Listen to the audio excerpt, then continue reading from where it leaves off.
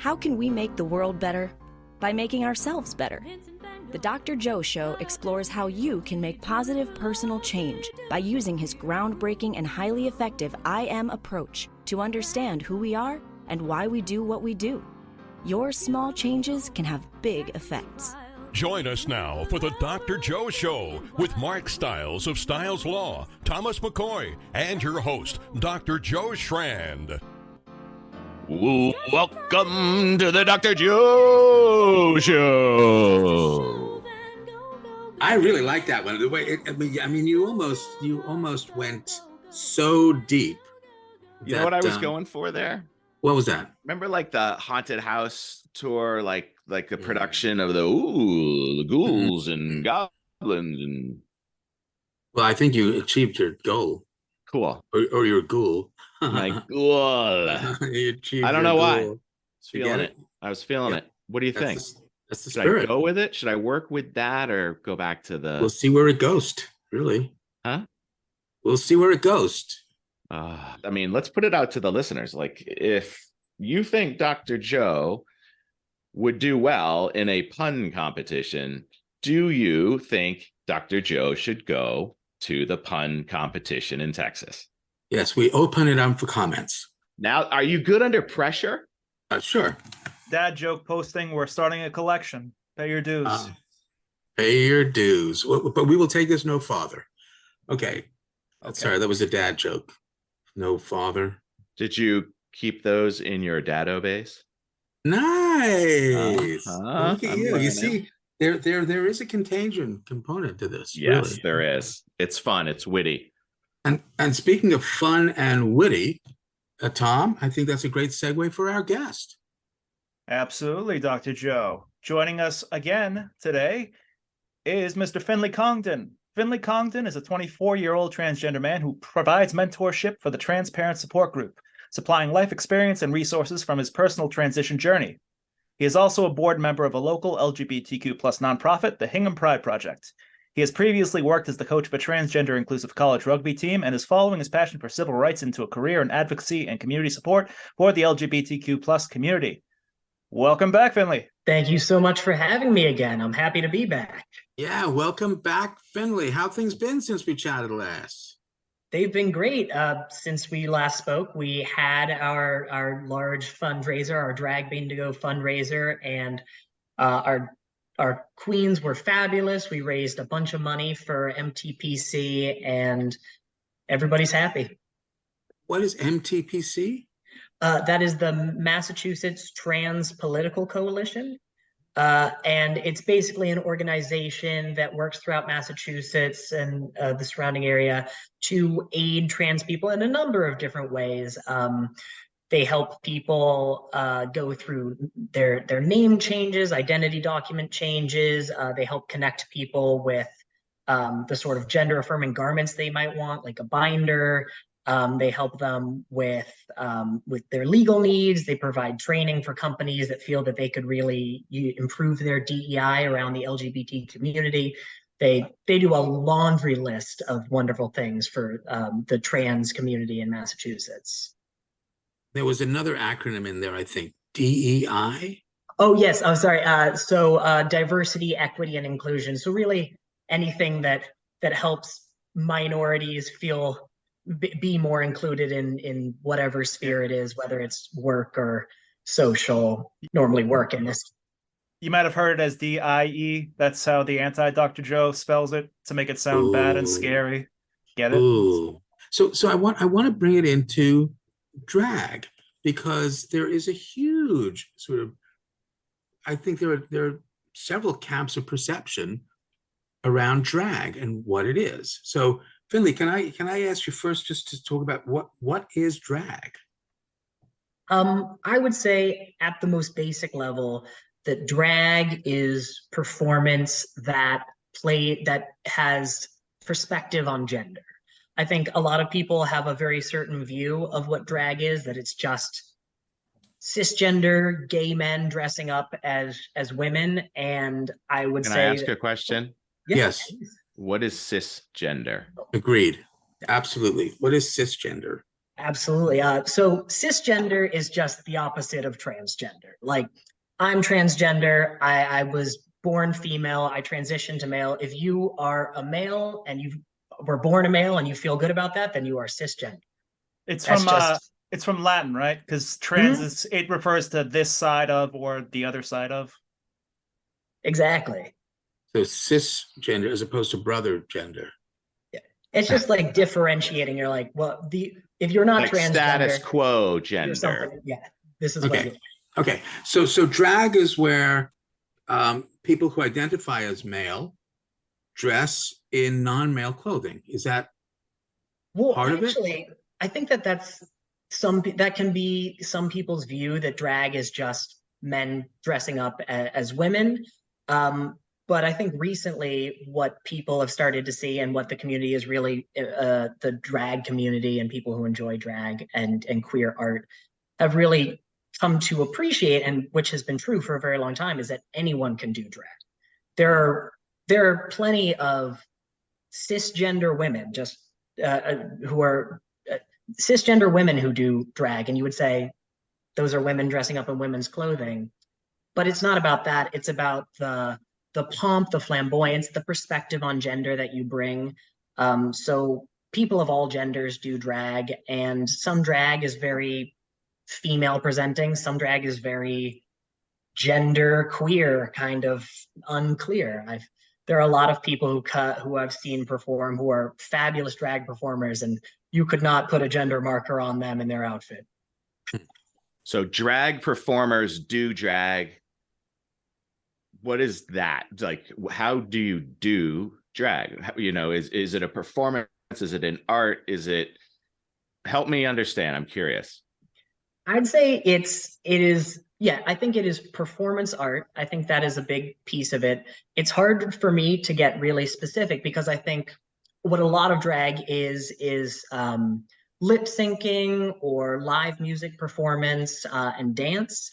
But drag is a very it's kind of an open form art form where I've seen drag performers get up on stage and play the flute live. I've seen drag performers do live speed painting. There are some drag performers who conduct orchestras in drag. So there are a lot of different things you can do. It's really about the experience of putting on this kind of gender informed character is what makes it drag. And going from there, it's really what are your talents? What sort of performance can you bring that will excite people? So like Elizabethan period kind of. Yeah. Well, that's a big I think that's a big problem right now with a lot of the laws in some states that are trying to ban drag or make it impossible for drag establishments to exist, is that it's not very clear. It's not easy for them. It's not easy for us to define drag. So it's definitely not easy for them to define drag because they do not know that much about drag. So a lot of the laws that they're writing, people are asking, oh, like if I dress up for Halloween, could I be arrested? Who's writing laws? Well, in Tennessee, I believe Tennessee, they recently passed a law that would make performing drag in a public space illegal. Also changed a lot of the laws around, it reclassified it as like adult performance in the same way that like a strip club would be considered. Well, okay, so that's the lightning rod, right? I mean, that's the triggering point, right? So is it explicit and is it being performed explicitly in front of children? I think is where the trigger of your community would be found. Right.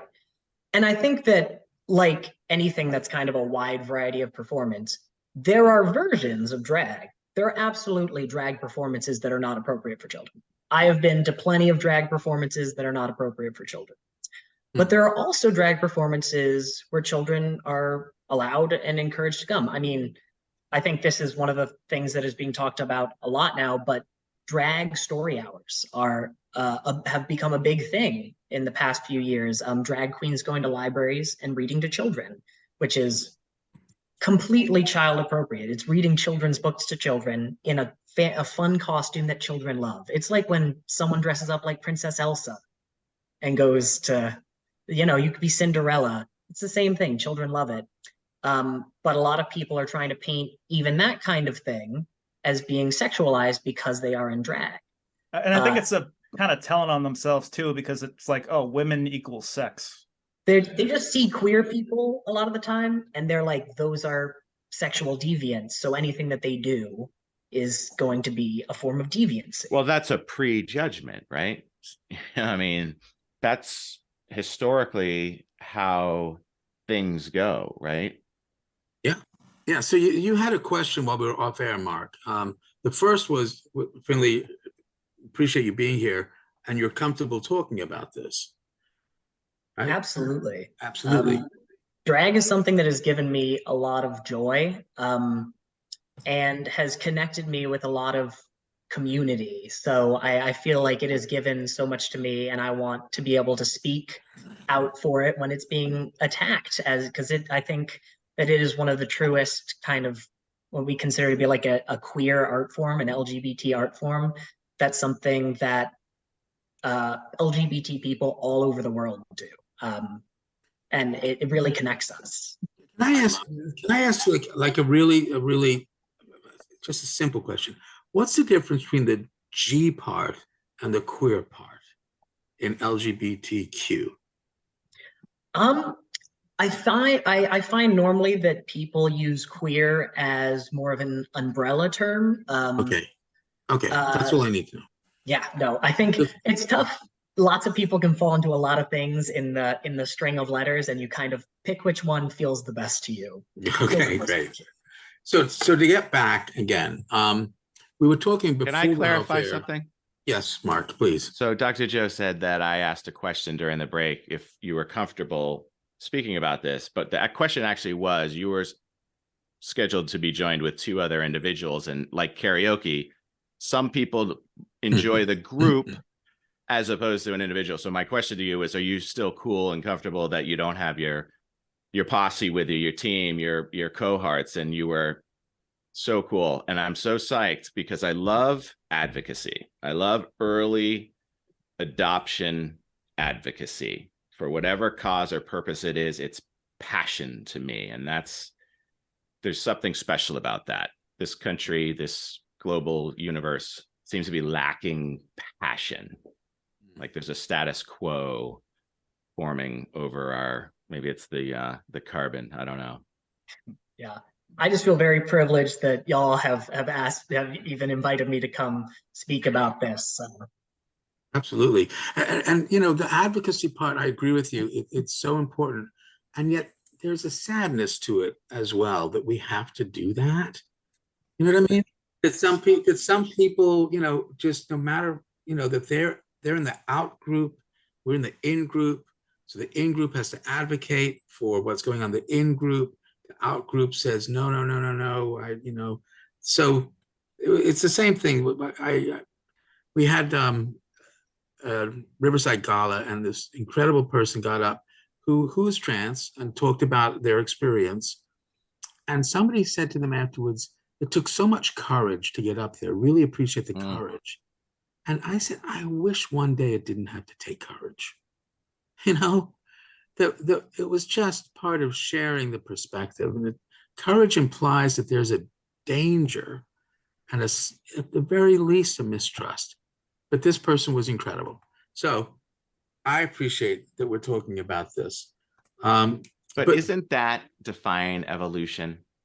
As things evolve, it's going to be uncomfortable because it's change for the status quo.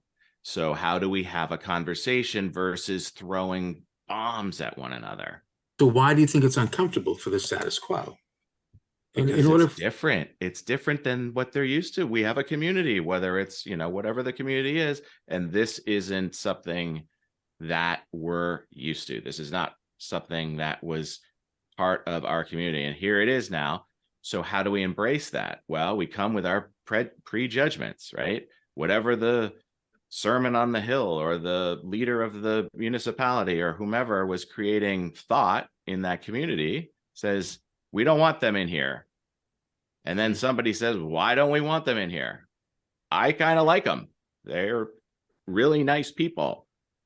And then the conversations start to happen, and people are curious and ask purposeful questions, and they value and respect one another, Dr. Joe, which is why I am happy we're here talking about this as well. And I picked up on that when you said that. I am happy because it makes sense. Of course, we're going to talk about this. Of course, we're going to have a conversation about this. But then how do we let the other folks know that it's going to be okay? Very important, because it's that unfamiliarity that activates in the human brain the potential of danger. So, we can talk about the response, but understanding the evolutionary reason for that response allows us then to do something different, because the evolutionary reason is limbic and irrational. If I don't recognize this, it could be danger, which means my group could become extinct. And that means that I need to do something, and I need to respond to protect myself, as opposed to saying, relax, man. It's okay. We're one group. It's called humanity. Let's figure out. I'm just fascinated. But that is part of what happens. And I think it's really important for people to understand what the neurobiology is, the evolutionary biology is of these responses that we have intuitively, instinctively, and naturally. But if we keep doing that, we will destroy ourselves. Because we, as one of my heroes, E.O. Wilson, says, we are caveman mentality with Star Wars weapons. Dangerous. So anyway, now that I've said that, thank you very much. Let's get back to this, because yes, advocacy, Finley, we spoke about this a bit last time, when you began to understand who you were, when did you start doing the drag or going to that?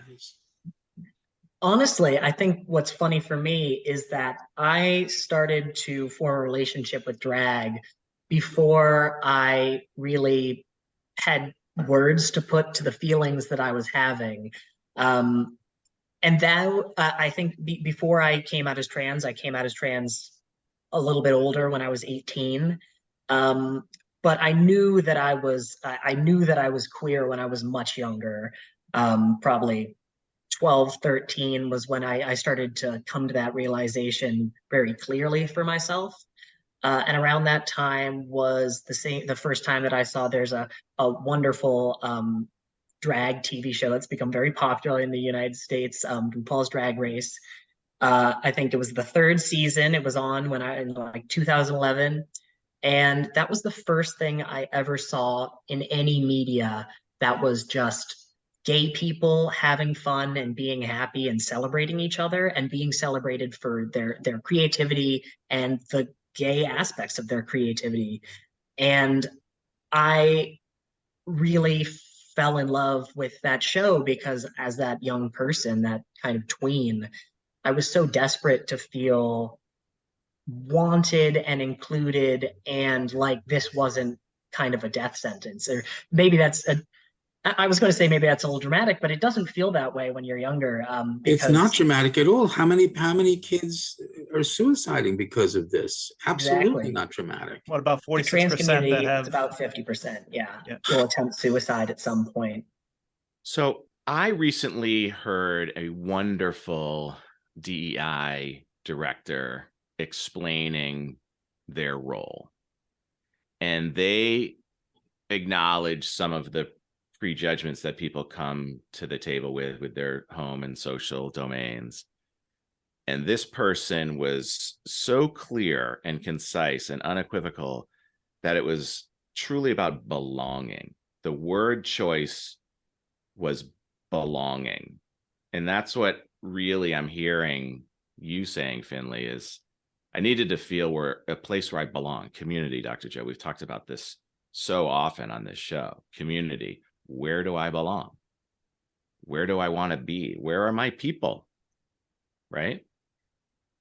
And it can be hard in some communities because those things aren't always out in the open for you to find. Right. I think especially in the queer community, a lot of the things, a lot of the spaces that we have kind of gone underground because it's not always safe to have them out in the open.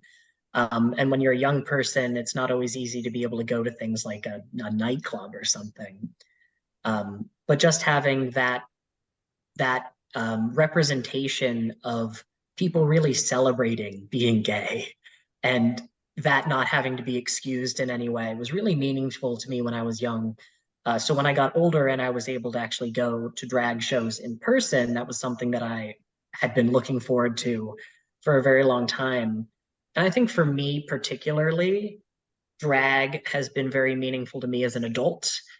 Because when I was younger, I mean, I'm a transgender man. I did not have a good relationship with femininity when I was younger. I was always rude about all the people who wanted to play with Barbies because I was so desperate to convince everyone that I was a little masculine person. And I feel as an adult, being able to go back and really heal my relationship with femininity for myself and for the other feminine and female people in my life is something I really owe to myself and to those people. So being able to see people go and play with femininity particularly and enjoy it, even though it might not necessarily be their 100% of their daily lives, is something that has been, I think, really transformative to me for the way that I interact with myself and with other people. I think a lot of people can benefit from that too, because I think femininity, relationships with femininity can be really challenging for people across the board. So, Like the wisdom of the commercial, ¿por qué no los dos? Why not both? Why not both? We got the yin yang, we got a little of both. Yeah, we absolutely do, right? As a matter of fact, men have more both than women. What's that mean? We have an XY chromosome. So we have both. Women are XX. Right? So I know might not seem like much and sort of a silly distinction, but the idea that men don't have any femininity is just silly, you know. And this also goes back deep into our evolutionary past, you know, that somehow, and this is my theory on it. We were actually having this discussion at this talk I was giving on aggression, and women and men talking, and again, in a respectful, value, trusting environment that we create, about the difference between men and women and how women were, you know, in maybe ways better communicators than men, and men were, you know, this sort of aggressive image, and that to have anything threaten that aggressive image was really undermining, especially all those millions of years ago, because we were just beginning to emerge as a culture, and men needed to be in this role, but there was more to it than that. So the idea was, millions of years ago, you know, there had to be this aggressive male and this really communicative female, not a passive at all. I mean, the women in the societies were the gatherers. They were the ones that were really providing much, much more of the food than the men, that were the hunters who maybe got lucky 10% of the time. But what would happen when those men left the village? And they left behind the person who was a man who was not really manly enough to be in the hunt. What happened potentially then? The whole paradigm, everything changed in humans when there was something developed and evolved called internal gestation. You know what that is? Pregnancy. As soon as our species evolved, that the only individual who could be absolutely 100% sure that this was their baby, their genetic contribution, the only person who could absolutely know that was the person who was pregnant. Just think about this for a moment from a genetic point of view. I'm trying to get my genes into the next generation. That's the competition. That was the whole DNA competition. I, as a male, can be 99% sure that I'm contributing to the well-being of my offspring. But the woman's 100% sure because she had the baby. This is what caused a lot of the male dominance to be so dominant, to be able to control everything so they could have as much guarantee that they could that this was really their baby. Sort of a little bit mind-blowing, but that's what it was. And that vestige remains today. So I think that's part of why there's this whole culture that doesn't understand people like Finley. And it's not, it has nothing to do with morality. It's just without people realizing it, it has to do this deep biological component. Does that make sense? Or am I just making something up? No, you're making sense. It's Let's say it again, though. Yeah. Okay. So because we are human and we want to get our genes into the next generation, because that's what all species do. We have better ways of doing it now than we did. But because of that, we worry as men that we are contributing to the genetic potential of somebody else's genes.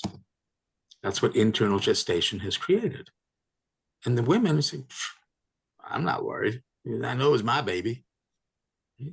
So that leads into this whole perception of gender. And what happens when we shift that perception, as we have to, as we should, as there's always been there? There's always been people that don't fit that male, female model. Right? I mean, we know that. So it's an opportunity. Go ahead, Tom. Well, it's just that I was going to say, it's like we have we haven't long since, but we stopped making judgments on people's intelligence, whether they're blonde or brunette. We don't judge people by whether they're left-handed or right-handed anymore. We do our best not to judge people by the color of their skin, because that's not all that they are. So why is it so hard to understand that someone doesn't really define themselves around what's between their legs? Yeah. Why is it so hard to understand? Why? What do you think? Isn't that almost explaining itself? It's you kind of went through the transition of history, right? I mean, unfortunately, as communities break into a bigger community, there's going to be friction. And I always like to say this with my team, and they don't love it, but I say, with friction brings sparkles. Right? So sometimes you have to have uncomfortable situations. But my concern is more of the messaging, right? So, if the triggering side that doesn't understand it and is closing off and is giving every reason thrown at them to keep thinking the way they do. And most things, I'm not saying I'm a big fan or proponent of regulations, but sometimes we need guardrails to kind of keep things safe, right? So, for example, I can't imagine the intent of somebody walking into a library to read a book to children would ever in a million years think, I'm going to turn this into an exotic strip show-esque kind of performance. But is there some conversation about age appropriateness and honor the performance at the time and audience and I'm kind of developmental level? Yeah.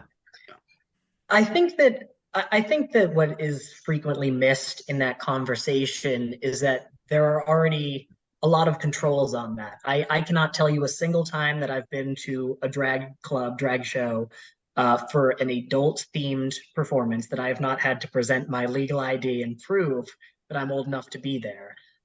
So there are definitely, if there's a time, I think the most normal state of affairs is that if it's at a place that's like a club, if it's at a place that's like a bar, they're going to have to prove that you're an adult.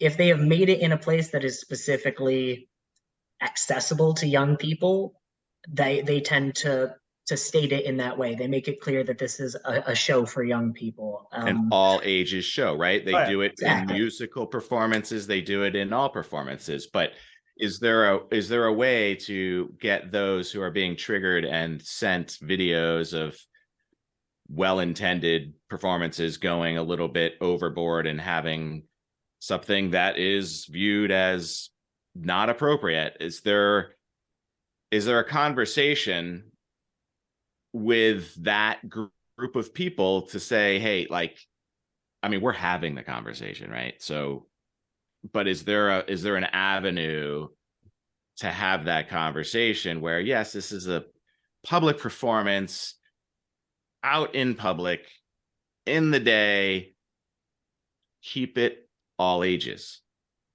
all age appropriate. And if it's 21 and over, well, you know what? I mean, Dr. Joe, I don't think that the brain is fully developed at 21, but we're getting a lot closer to that age, right? So 21, you can go to war, you can vote, you can do all sorts of things.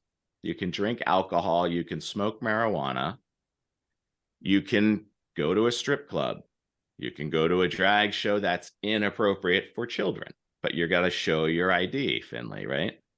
Yeah, no one is I promise you, all the people who are advocating for drag to be accessible to people and to continue to exist in these spaces where it's being attacked, no one is saying that you should bring your 5-year-old to the like 2 a.m. show at the club. No one needs that. No one wants that. It's not fun for the other patrons there if you bring your 5-year-old, I promise. Right. And one thing to understand is the library drag story hour, those people are wearing more layers than the 4 of us combined. Like, they're very well dressed. So so you spoke of Tennessee. Are you from Tennessee, Finley? Is that the accent I'm picking up? No, on? actually, I'm from right here, from Hingham, Massachusetts. Okay. But I know, yeah, in Tennessee, they've fully passed, signed some laws that are going to make it very difficult, if not impossible, for drag performances to continue in that state. So would that be defined as drag queen story? Is that what you call it? A drag queen story any hour? kind of drag, yes. Yeah. Actually, the problem that they're having now is I was just watching on the news yesterday a story about an elementary school where all of the elementary schoolers were going on a big class trip to go see a play, and parents called and complained, and they canceled the trip because I think there was 1 or 2 characters in the play cross-dressing. But the play is a children's performance of James and the Giant Peach. It's become this kind of issue where any idea of people cross-dressing is immediately considered to be a problem. But I think people need to think back on all the very innocuous experiences that they've had with that in the past. I mean, think about Halloween. Think about Mrs. Doubtfire, Edna Turnblatt from Hairspray. These are movies that we all grew up seeing as children, showing our children, because they're not sexual, they're not adult themed. There are people cross-dressing, but it's not something that makes it inappropriate for children automatically.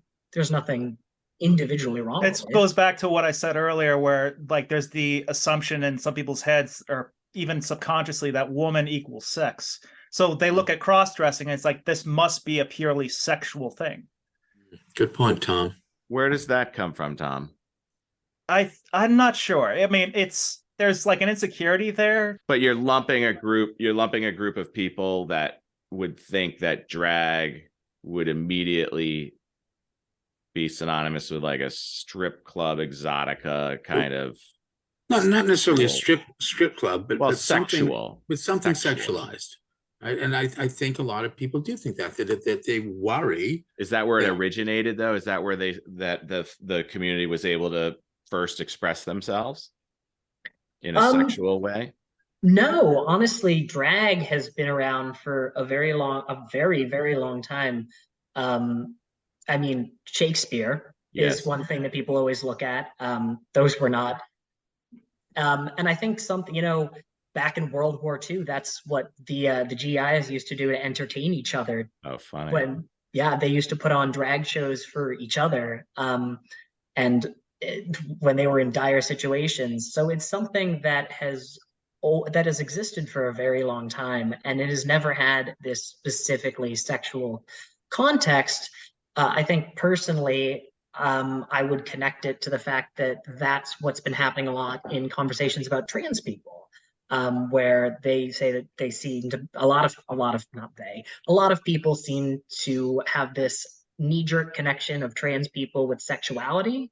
That's why you're like, oh, I don't want a trans person in the bathroom when my kids are there, something like that. Because in your head you're like, they're a more sexual being. Them being trans makes them more sexual. And I think that that's why these conversations are all popping up at the same time, that as a society, we're really reckoning with our ideas of like sexual deviancy and things that we have long time connected with that, which are really just groups of people who are trying to live their lives the same way as everybody else is. Can I ask a question about your thoughts on sports and competition? Certainly. And the newness of what's happening in sports with trans folks competing against biological women.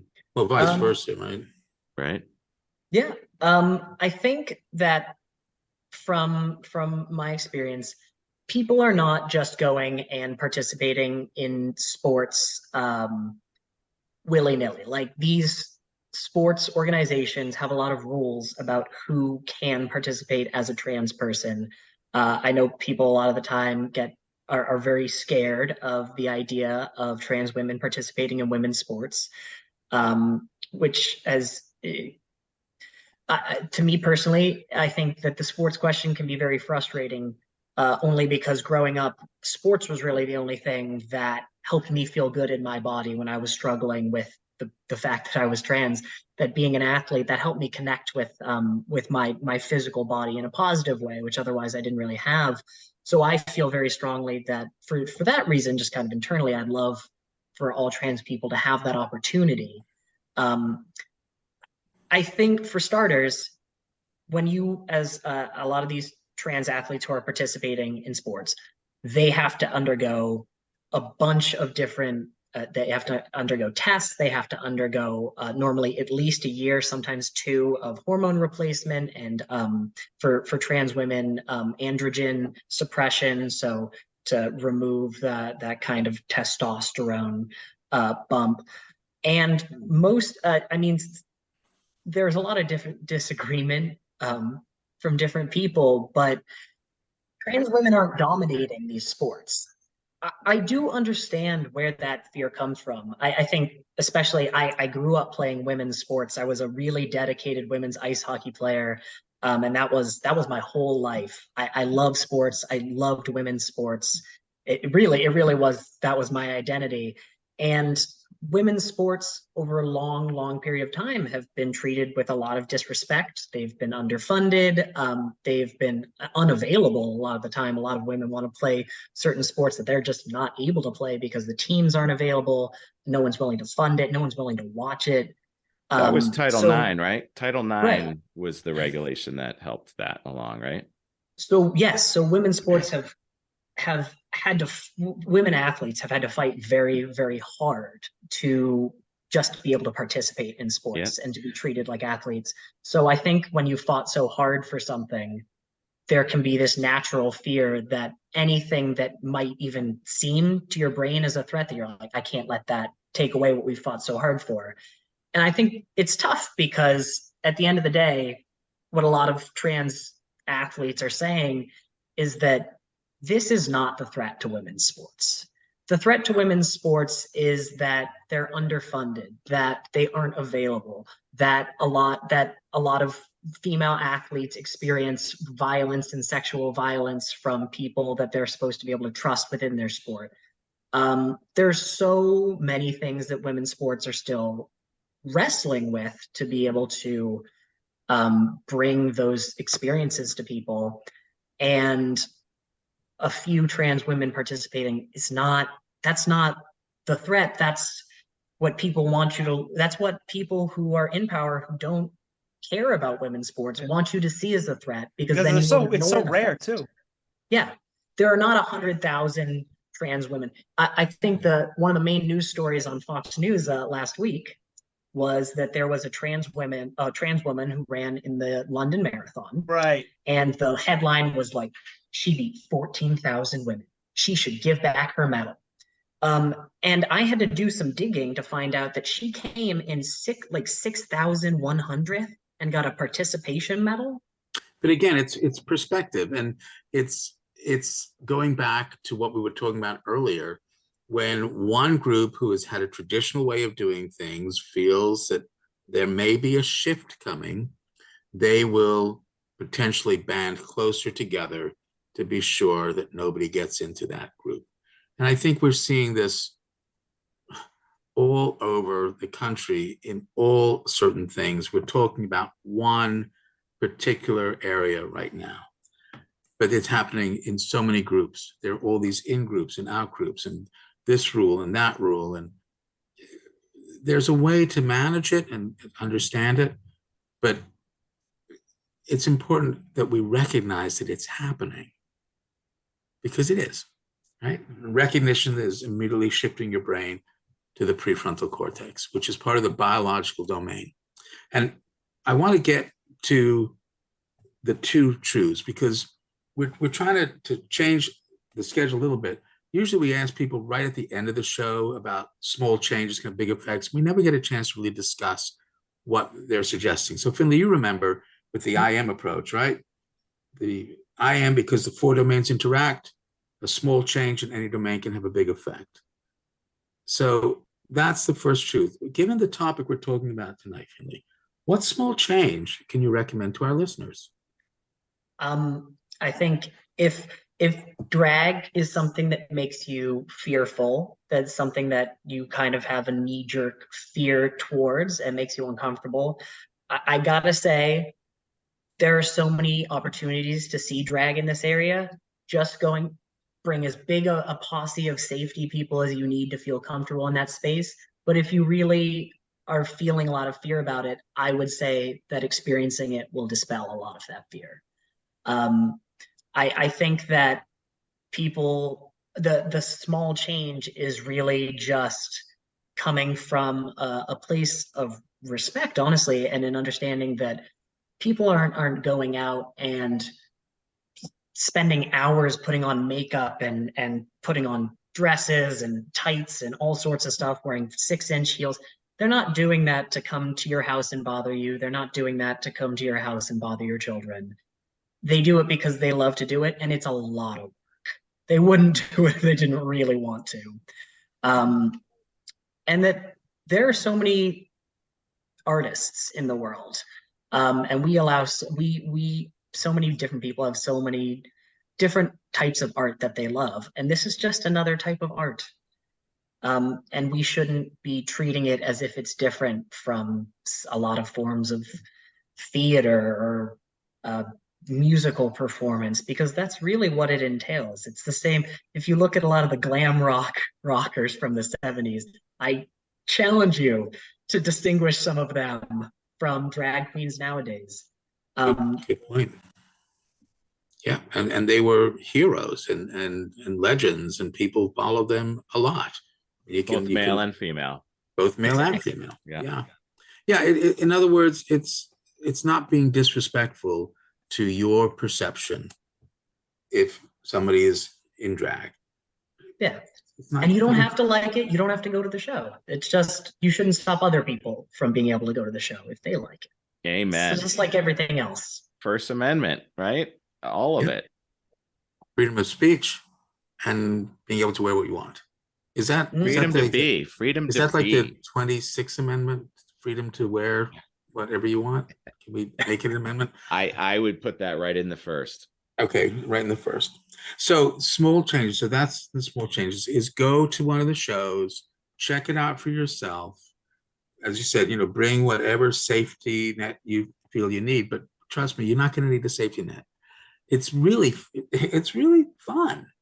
Yeah. They're happy that you're there. If you go to see a drag show, the drag queens are so happy to see you. One of the things that I love about going to drag shows in Boston and in the surrounding community is that people are so happy to be there. they're so happy to be there. They're so happy to be there with you. They're so happy to be there with the queens. It's just a place that is full of a lot of joy and kind of togetherness and community, that we're all here to cheer and enjoy someone doing something they love. So there's nothing in that should be scary to people if you spend some more time with it. It's a lot of oxytocin that's going, right? A lot of people valuing each other and enjoying that and feeling great. I mean, I tell you, the first person I saw in drag was back in like 1979 in Provincetown, and it was so much fun, really, and it's still happening. An incredible comedian down there. It was fantastic. All right, so the first truth: small change, big effect. Second truth, perhaps more powerful. Everyone is interested in what you think about them through their I see domain, how I see myself, how I think other people see me. So the way you see someone has an effect on their biological domain, the way they think you see them, because you know it feels different when you feel respected or disrespected. Because of this, you control no one, but you influence everyone. And you get to choose the kind of influence you want to be. Finley Congdon, what kind of influence do you want to be?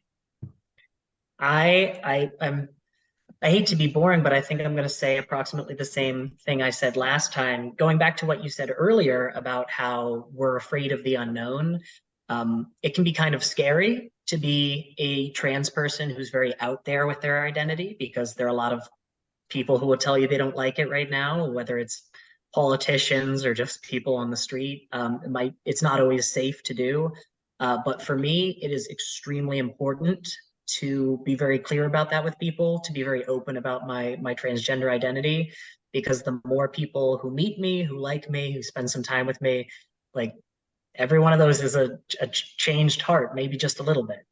I think the more any small trans person that I can make feel better about the possibility of having a future, and any non-trans person who I can make feel a little better about, well, trans people are they're just people. They're just trying to be happy and enjoy their lives the same way that everyone else is.